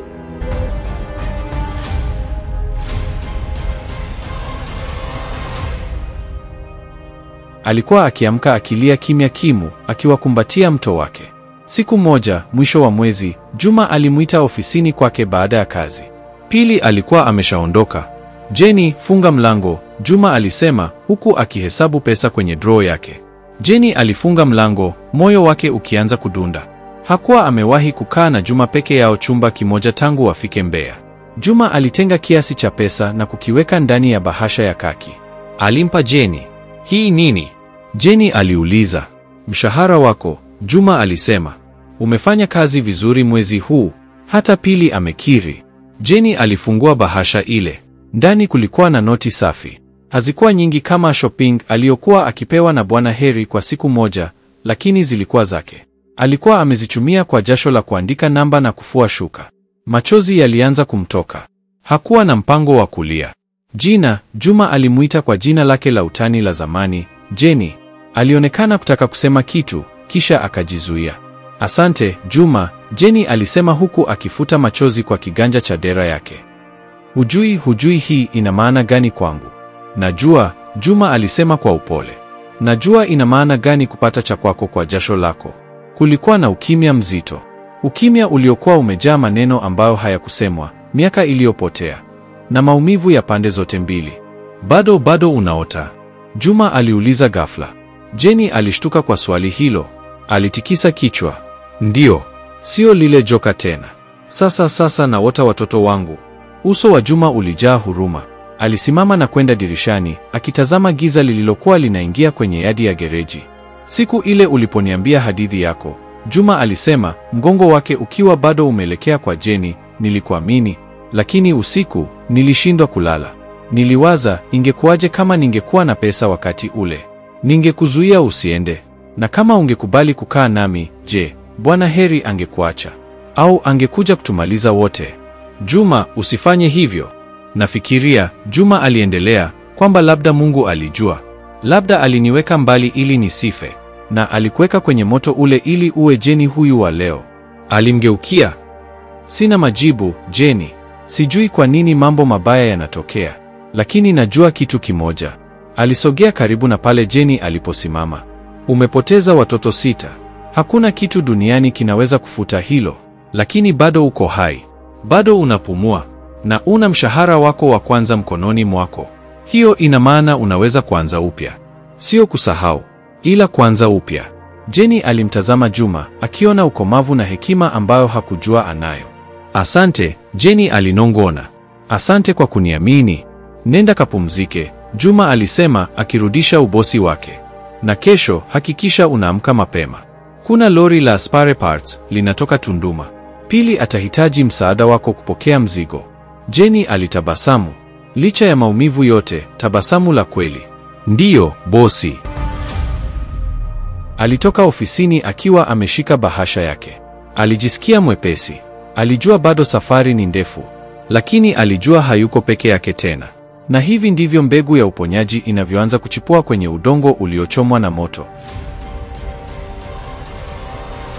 Je, Pili atakubali kumwamini Jenny? Na je, Juma ataweza kuweka pembeni historia yao na kuona mustakabali?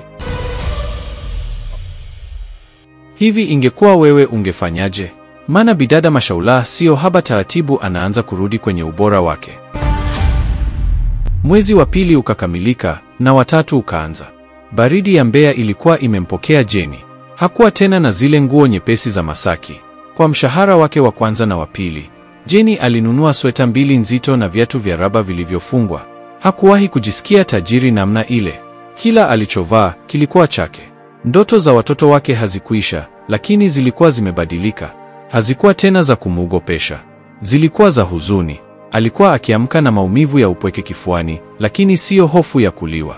Alikuwa ameanza mchakato mchungu wa kuomboleza. Kazini alikuwa amekuwa tegemeo. Invoices zilikuwa safi. Hesabu za stock zilikuwa zinalingana barabara. Sasa alikuwa anajua tofauti kati ya piston na spark plug kwa kuziona tu. Pili alikuwa ameacha kumfuatilia kwa macho makali. Sasa alikuwa akimfuatilia kwa maswali. Ulijifunzia wapi hesabu hivi, Jenny? Aliuliza siku moja walipokuwa wakipanga spare parts zilizokuja na lori. Maana ulivyokuja hata kujumlisha ilikuwa shida.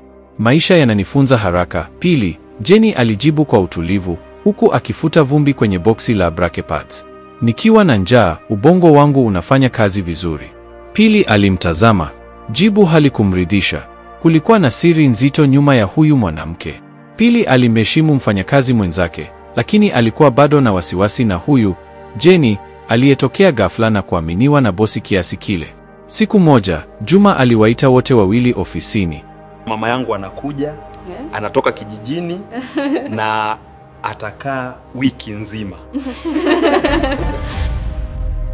Pili, naomba guest house iwe safi. Na wewe Jenny, naomba kile chumba kikubwa umwandalie mama. Chumba namba 1, kile kikubwa, ndicho atakaa. Naomba usimamie mwenyewe. Weka maua. Hakikisha kila kitu ni kama anavyopenda. Pili alikunja uso kidogo. Kama anavyopenda? Kwani Jenny anamjua mama yako? Juma aliganda kwa sekunde moja. Hapana. Namaanisha, Jenny ana mkono mzuri wa kupanga. Fanya tu hivyo. Lakini Pili alikuwa ameshakinasa kile kituo. Jenny na bosi walikuwa na siri. Na siri hiyo ilimhusisha mama yake. Siku ya mama Juma kufika ilikuwa ya msisimko. Juma alikwenda kumpokea stendi ya mabasi akiwa na pick-up yake. Jenny alikuwa amekipamba chumba namba 1 kwa maua halisi aliyochuma kwenye bustani ndogo ya gereji. Alikuwa na hofu. Je, Mama Juma angekubali kumwona akiwa hivi? Akiwa mfanyakazi wa mwanaye. Waliposikia honi ya pick-up, Jenny na Pili walitoka nje ya ofisi. Mama Juma alishuka kwenye gari. Alikuwa amechoka na safari, lakini macho yake yaling'aa kumwona mwanaye. Juma wangu, umejenga mji huku, alisema akimkumbatia. Karibu mama, Juma alisema kwa furaha. Hapa ni nyumbani. Kisha Mama Juma alimwona Jenny, aliyekuwa amesimama kwa mbali, akiwa ameshika mikono yake kwa woga. Macho ya yule mama mzee yalilainika. Alimwacha Juma na kumfuata Jenny. Pili alikuwa akitazama kwa mshangao mkubwa. Mama Juma alimfikia Jenny. Hakusema neno. Alimshika tu mikono yake Jenny, ile mikono iliyokuwa imezoea kazi, na kumvuta kwenye kumbatio lenye joto. Alimkumbatia kwa nguvu. Mwanangu, Mama Juma alinong'ona sikioni mwa Jenny. Uko hai. Uko salama. Mungu ni mwema. Jenny alishindwa kujizuia. Alilia. Sio kilio cha hofu alichokuwa akilia mbele ya mzee Kidinga. Sio kilio cha majuto alichokuwa akilia mbele ya Juma kule Morogoro. Kilikuwa ni kilio cha nafuu. Kilio cha mtoto aliyempata mama yake. Pili alishuhudia tukio lile akiwa ameduaa.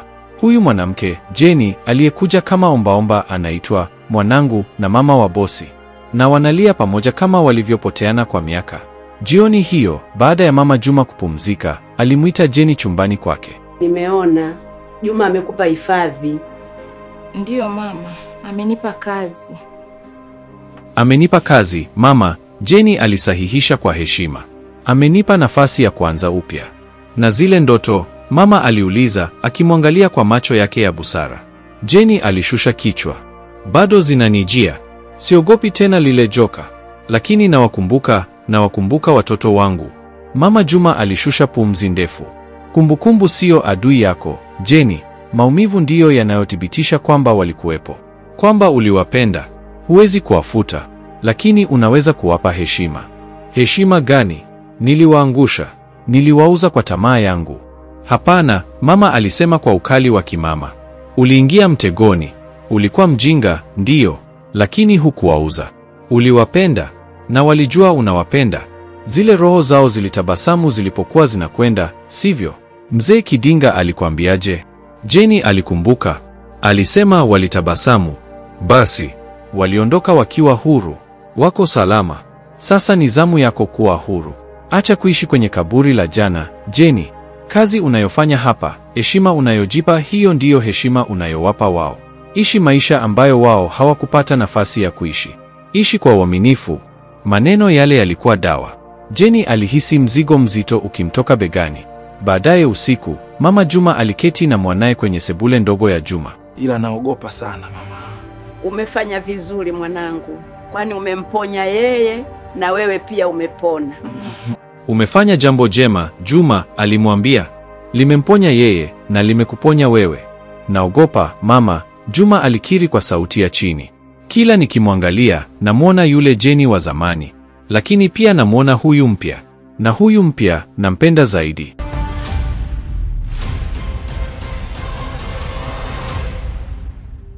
Mama Juma alitabasamu. Mapenzi hayana adabu, mwanangu. Yanakuja bila hodi. Lakini kuwa makini. Ninyi wote mna majeraha. Mkiendekeza mapenzi sasa, mnaweza kuumizana upya bila kukusudia. Mpe nafasi. Jipe nafasi. Acha kazi iwe daraja lenu kwanza. Mkijenga uaminifu, mapenzi yatajijenga yenyewe kwenye msingi imara. Siku iliyofuata, gereji ilikuwa na kazi nyingi.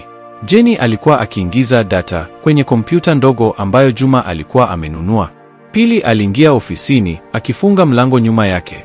Sawa, Pili alianza, akimkabili Jenny. Nimechoka kubahatisha. Mama Juma anakujua. Na sio kidogo. Anakupenda kama mwanae. Bosi anakulinda kama kitu cha thamani. Na wewe una siri inayokufanya uamke ukipiga kelele usiku. Jenny aliacha kuandika. Akamtazama Pili. Sihitaji kujua kila kitu, Pili aliendelea, sauti yake sasa ikiwa imelainika kidogo. Lakini kama nitaendelea kufanya kazi na wewe, kama nitakuamini na mgongo wangu, nahitaji kujua kitu kimoja tu. Kitu gani, Pili? Jenny aliuliza kwa utulivu. Wewe unamkimbia nani? Jenny alimtazama Pili machoni. Hakukuwa na uadui tena. Kulikuwa na udadisi na labda kujali. Jenny alishusha pumzi. Alijua hawezi kumweleza kuhusu joka na kafara. Pili angemwona kama mwehu, lakini angeweza kumweleza sehemu ya ukweli. Nilikuwa nimeolewa, Jenny alianza polepole. Nilikuwa nimeolewa na mwanaume tajiri sana. Tajiri kuliko unavyoweza kufikiria. Lakini alikuwa mnyama. Sikuwa mke, nilikuwa mfungwa. Niliteswa. Kila kitu nilichokuwa nacho kilikuwa chake. Watoto wangu niliwapoteza wote. Sauti yake ilianza kuvunjika. Nilikimbia kuokoa maisha yangu. Pili, nilikuja huku nikiwa sina hata 100 mfukoni. Juma na mama yake waliniokoa. Sio siri ya mapenzi, ni siri ya kunusurika kifo. Pili alikaa kimya kwa muda mrefu. Alikuwa akitafakari. Kisha polepole akatingisha kichwa. Watoto wote? Aliuliza kwa sauti ya chini. Jenny alishindwa kujibu. Alifunika uso wake kwa mikono, mabega yake yakitetemeka. Pili alifanya kitu ambacho Jenny hakutarajia. Alimsogelea na kumwekea mkono begani. Ulikuwa ni mguso tofauti na wa Juma. Ulikuwa mguso mgumu wa kikazi, lakini ulikuwa ni wa uelewa. Ulikuwa ni mguso wa mwanamke kwa mwanamke. Basi, Pili alisema, inatosha. Kazi inasubiri. Alirudi kwenye meza yake. Lakini Jenny alijua. Ule ukuta kati yao ulikuwa umevunjika. Na sasa, Jenny ameanza kujenga familia mpya. Familia iliyojengwa kwenye maumivu, kazi na uaminifu. Lakini je, vivuli vya Masaki vimepotea kweli? Je, hakuna aliyebaki anayejua siri za Bwana Heri? Endelea kufuatilia. Wiki ya Mama Juma ilikamilika haraka. Ilikuwa ni wiki ya baraka. Uwepo wake ulikuwa kama mafuta yaliyotuliza maji yaliyochafuka. Jioni ya kabla hajaondoka, aliwaita Juma na Jenny sebuleni kwake. Pili alikuwa ameshaaga na kurudi nyumbani kwake. Nafurahi, Mama Juma alianza, akiwaangalia wote wawili. Nafurahi kuona mnaishi kwa heshima. Juma, unafanya kazi nzuri. Na wewe, Jenny, umeanza kung'aa tena. Alimgeukia Juma. Mwanangu, huyu binti amepitia moto. Jeraha lake ni kubwa kuliko unavyoweza kufikiria. Usimpe sababu ya kuogopa tena. Mpe nafasi, mpe heshima na mpe muda. Moyo wako utakuongoza. Kisha akamgeukia Jenny. Na wewe, Jenny, Juma si Bwana Heri. Mikono ya Juma ni safi. Imejengwa kwa jasho, si kwa damu. Usiogope kumwamini. Lakini kabla hujamwamini yeye, jiamini kwanza wewe mwenyewe. Umesimama. Sasa tembea. Asubuhi iliyofuata, walimsindikiza stendi ya mabasi. Ilikuwa ni kwa heri ya hisia. Jenny alihisi kama anamwaga mama yake mzazi kwa mara ya pili. Alipopanda basi, Mama Juma alishusha kioo na kumshika Jenny mkono kwa mara ya mwisho. Usiache kazi. Kazi ndiyo uhuru wako. Maisha gereji yalirudi kwenye utaratibu wake. Lakini kitu kilikuwa kimebadilika. Uwepo wa Mama Juma ulikuwa umefanya ile gereji kuwa zaidi ya sehemu ya kazi. Ilikuwa inaanza kujisikia kama nyumbani. Juma alikuwa ameanza kubadilika. Hakuwa akimwita Jenny bosi tena, isipokuwa mbele ya mafundi wengine. Mara nyingi jioni alikuwa akija na kikombe cha chai na kuketi naye nje ya ofisi, wakitazama jua likizama nyuma ya milima ya Mbeya. Hawakuzungumza mengi kuhusu yaliyopita. Walizungumzia mambo ya sasa. Walikuwa wakijenga urafiki juu ya msingi wa kazi yao. Hata Pili alikuwa rafiki. Sasa walikuwa wanakula chakula cha mchana pamoja, wakicheka na kubadilishana hadithi za maisha. Jenny bila shaka alikuwa akiruka sehemu kubwa na za kutisha za hadithi yake. Pili alimfundisha Jenny misemo ya Kinyiha, na Jenny akamfundisha Pili jinsi ya kupika pilau la nazi. Jenny alikuwa ameanza kupona. Kisha siku moja ya Jumanne, barua ilifika. Haikuwa barua ya kawaida. Ilikuwa imetumwa kwa registered mail kutoka Dar es Salaam, na ilikuwa imeandikwa kwa mkono mzito na wa kifahari, ikielekezwa kwa Bi Jennifer, mke wa marehemu Bwana Heri. Barua ilipokelewa na Pili, ambaye aliileta ofisini. Jenny alipoiona, damu ilimganda. Rangi ilimtoka usoni. Mikono yake ilianza kutetemeka kiasi kwamba Pili alidhani atadondoka. Jenny, Pili aliuliza kwa wasiwasi. Una shida gani? Huyu marehemu Bwana Heri ndiye? Jenny alishindwa kujibu. Alikumbuka maneno ya mzee Kidinga, huwezi kukimbia milele. Alikumbuka ndoto yake ya Juma akiwa amefungwa minyororo. Wakati huo huo, Juma aliingia ofisini akifuta mikono yake kwenye kitambaa. Aliona hali ya Jenny na ile bahasha. Alikunja uso. Kuna nini? Pili alimpa ile bahasha Juma. Juma aliisoma anwani. Taya zake zilikakamaa. Pili, Juma alisema kwa sauti ya amri, nenda kaangalie lile lori la Mchina. Fungua mlango na ufunge, tafadhali. Pili alielewa. Hili lilikuwa jambo la faragha. Alitoka kimya kimya na kufunga mlango. Juma alimkalisha Jeni kwenye kiti. Mikono ya Jeni ilikuwa baridi kama barafu. Tuko pamoja, Jeni, Juma alisema kwa upole lakini kwa uthabiti. Chochote kiliomo ndani, tutakabiliana nacho pamoja. Kwa mikono iliyotetema, Jeni alifungua bahasha. Ndani kulikuwa na karatasi nzito, yenye nembo ya kampuni ya mawakili maarufu jijini Dar es Salaam. Ilikuwa ni wito. Barua ilieleza kwamba kufuatia kupotea kwa kushangaza kwa Bwana Heri na kuporomoka kwa jumba lake, bodi ya wakurugenzi ya makampuni yake, Heri Group of Companies, ilikuwa ikijaribu kunusuru mali za kampuni. Na walikuwa wamegundua kwamba kulikuwa na madeni makubwa. Madeni yaliyokopwa kwa kutumia dhamana ambazo sasa zimepotea. Lakini sehemu mbaya zaidi ilikuwa hii. Tumegundua kwamba wewe, Bi Jennifer, kama mke wake halali na ambaye hakuna cheti chako cha kifo kilichopatikana, ulikuwa umesainiwa kama mdhamini wa pili kwenye mikopo kadhaa mikubwa ya kimataifa. Kwa kuwa Bwana Heri amepotea na mali zake hazionekani, wadeni sasa wanadai malipo kutoka kwako kama mdhamini aliyebaki. Barua iliendelea kutaja kiasi cha pesa. Kilikuwa kiasi cha kutisha. Kiasi ambacho Juma Motors haingeweza kukilipa hata kama ingefanya kazi kwa miaka 100. Mabilioni ya shilingi. Jeni alihisi kizunguzungu. Madeni, mdhamini. Sikumbuki kusaini isipokuwa. Alikumbuka. Siku nyingi, Bwana Heri alikuwa akimletea makaratasi mengi. Saini hapa, mpenzi, alikuwa akisema. Ni karatasi za hospitali ya watoto ninaojenga. Au, ni za kufungua account mpya ya shopping yako. Naye, akiwa amepofushwa na mapenzi na pesa, alikuwa akisaini bila hata kusoma. Alikuwa hajakimbia laana. Alikuwa amesaini mkataba nayo. Wanataka nini? Jeni aliuliza, sauti yake ikiwa imekufa. Wanataka uende Dar es Salaam, Juma alisoma. Kuna kikao cha wadeni wiki ijayo. Usipoenda, watachukua hatua za kisheria. Watatangaza umefilisika na watachukua kila kitu unachomiliki. Jeni alicheka kicheko kikavu. Kila kitu ninachomiliki? Nina dera 2 na sweta la second hand. Wanaweza kuchukua? Lakini Juma hakucheka. Alikuwa akitazama ile barua kwa umakini. Sio wewe tu, Jeni. Wamesema kila kitu unachomiliki. Kisheria, mshahara wako unaopata hapa, akaunti yako ya benki niliyokufungulia, vyote ni vyako. Na kama wakichimba zaidi, wanaweza kusema gereji hii inahusiana na wewe. Wanaweza kujaribu kuifunga Juma Motors wakidai unanifanyia kazi kuficha mali. Hofu aliyoihisi mbele ya lile joka ilirudi, lakini hii ilikuwa tofauti. Hili halikuwa joka la kichawi. Hili lilikuwa joka la kisheria. Joka lenye meno ya wanasheria na mikataba.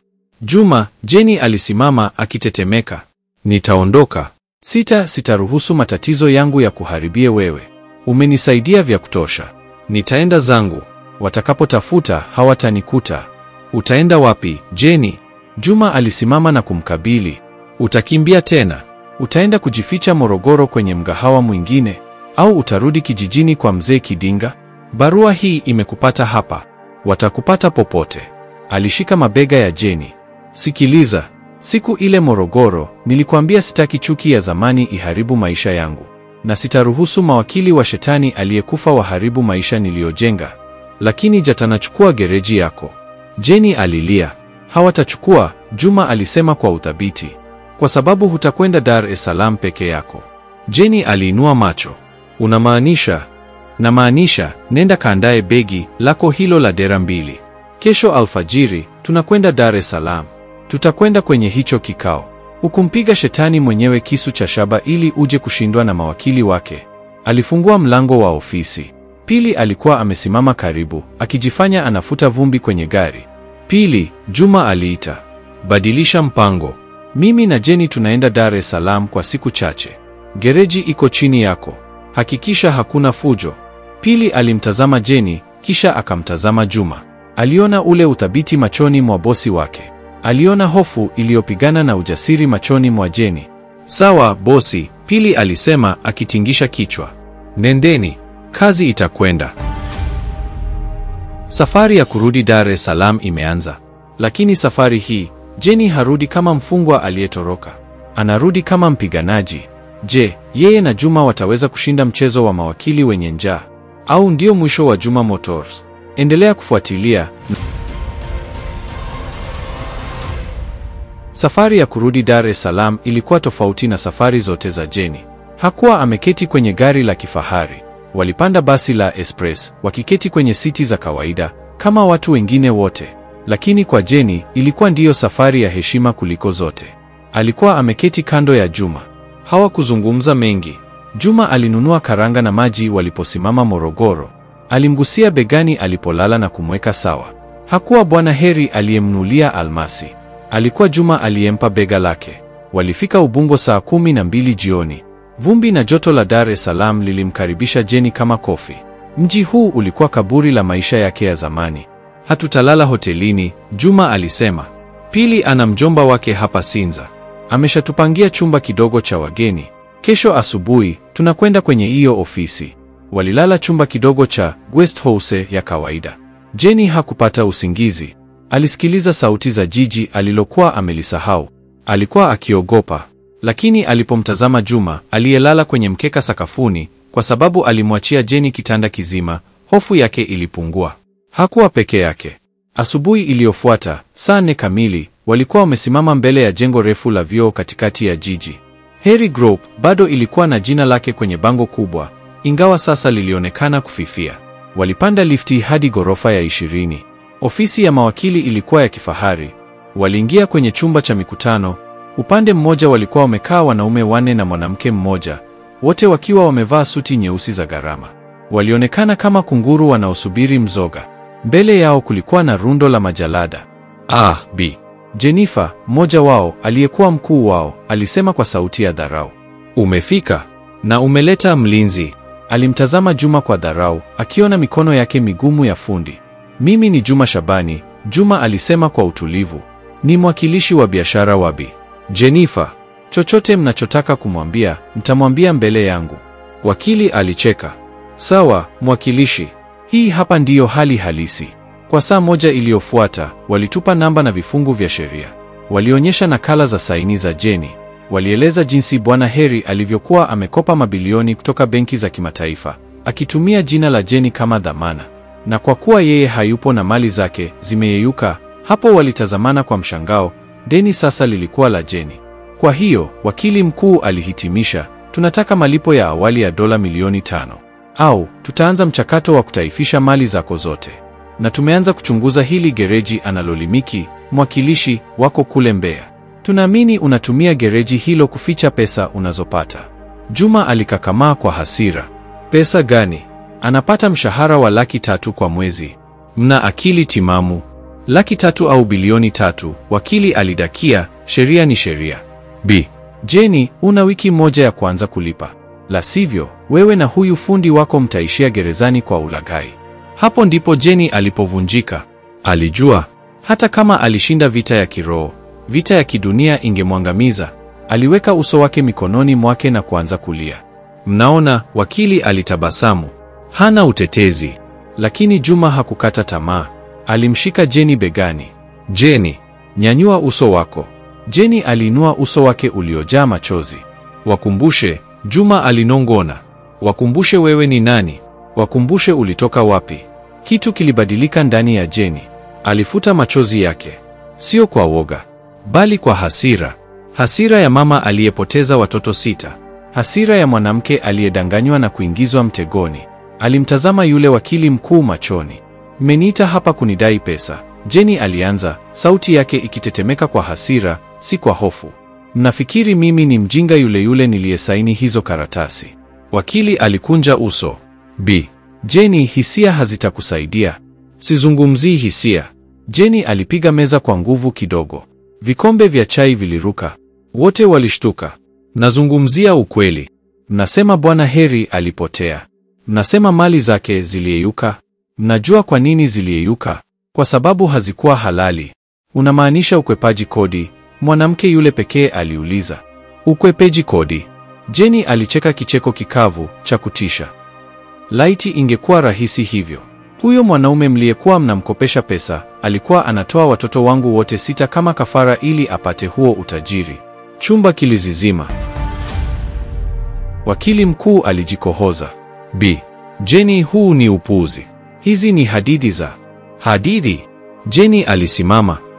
Niliwaona watoto wangu wakifa mmoja baada ya mwingine, na utajiri wake ukiongezeka. Najua nilirudi kufanya nini siku aliyopotea. Nililikata kichwa joka alilokuwa analiabudu. Nililiwa lile pepo kwa mikono yangu, na yeye na jumba lake na pesa zake zote za damu vikageuka majivu na kuzama ardhini.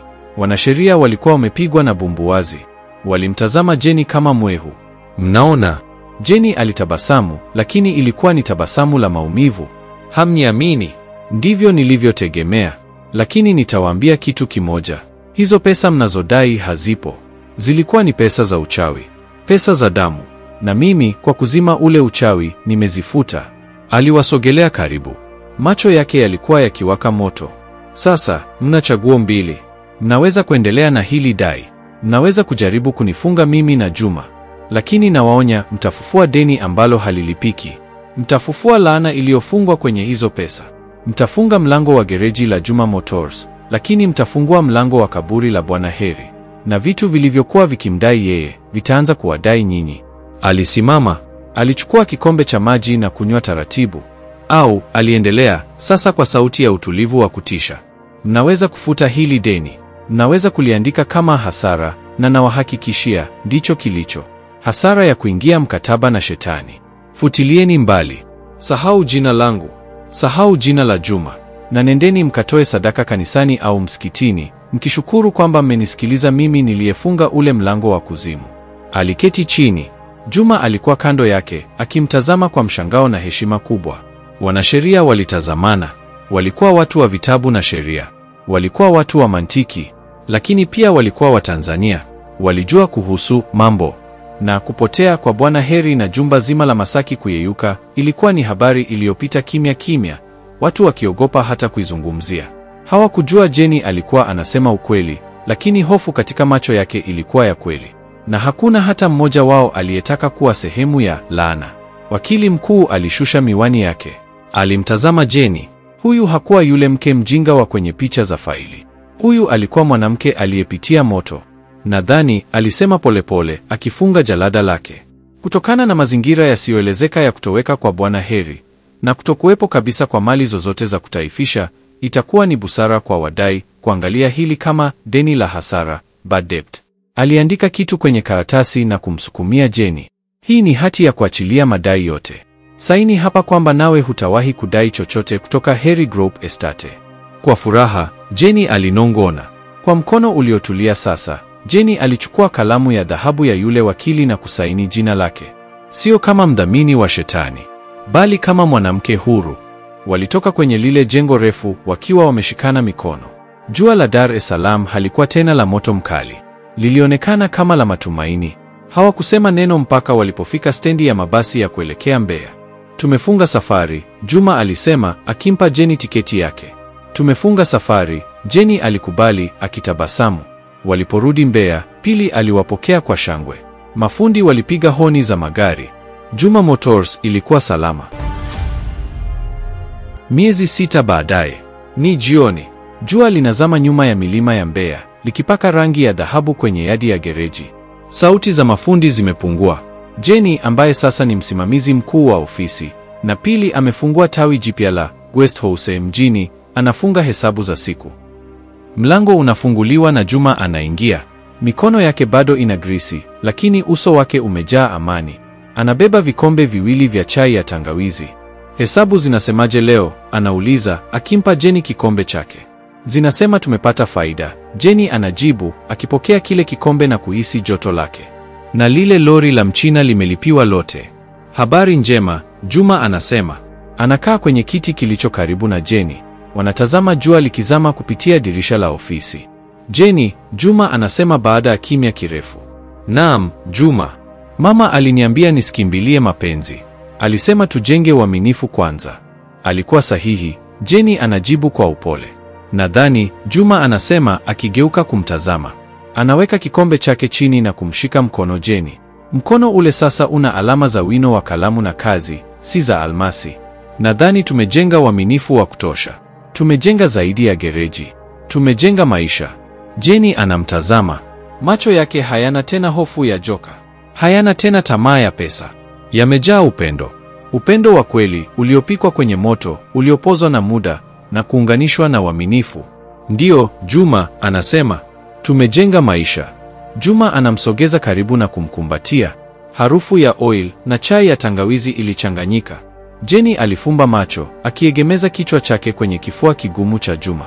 Alikuwa amepoteza utajiri, alikuwa amepoteza watoto, lakini mwishowe, baada ya safari ndefu na chungu, alikuwa amejipata. Na alikuwa amepata nyumbani. Mwisho. Na huo ndio mwisho wa hadithi yetu ya kusisimua. Hadithi inayotufundisha kwamba si kila kinachong'aa ni dhahabu, na wakati mwingine ni lazima upambane na majoka yako, yawe ya kichawi au ya kisheria, ili kupata amani ya kweli. Tumetoka mbali, kutoka Manzese hadi Mbeya, kutoka pangoni hadi kwenye meza ya mawakili. Asante kwa kuwa nasi. Na kama umeifurahia hadithi hii na mafunzo yaliyomo, tafadhali weka maoni yako kwenye komenti hapo chini. Pia usisahau kunifollow au kusubscribe ili kuwa mwanafamilia halisi wa familia hii kubwa. Mtayarishaji wa simulizi hii ni King Rhino MC Seba. Tukutane tena katika wakati mwingine. Na asante kwa kuangalia.